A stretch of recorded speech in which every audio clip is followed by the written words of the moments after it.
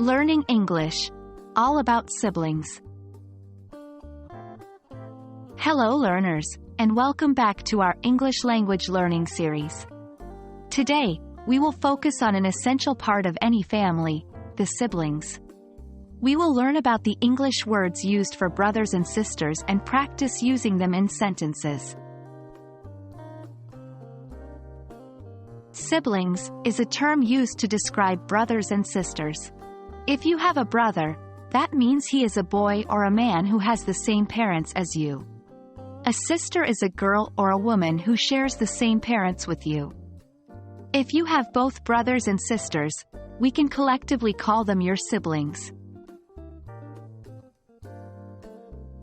Now, if you want to say how many siblings you have, you can use the words 1, 2, 3, and so on before brother or sister.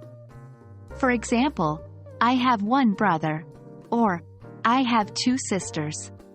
If you have more than one brother or sister, remember to add an S at the end of the word. So it becomes brothers or sisters.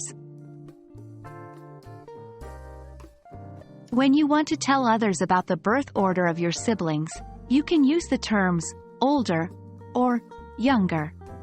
Older brother or older sister means your brother or sister was born before you. Younger brother or younger sister means they were born after you. For example, I have an older brother and a younger sister. Now that we understand the terms, let's look at a few examples. 1. My sibling is studying at university. This sentence does not specify if the sibling is a brother or a sister. 2.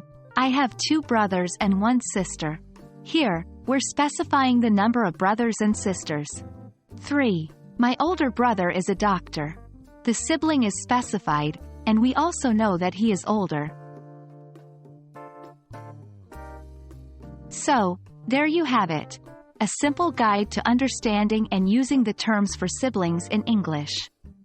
Keep practicing these terms, and soon they will come naturally to you. I hope this video was helpful.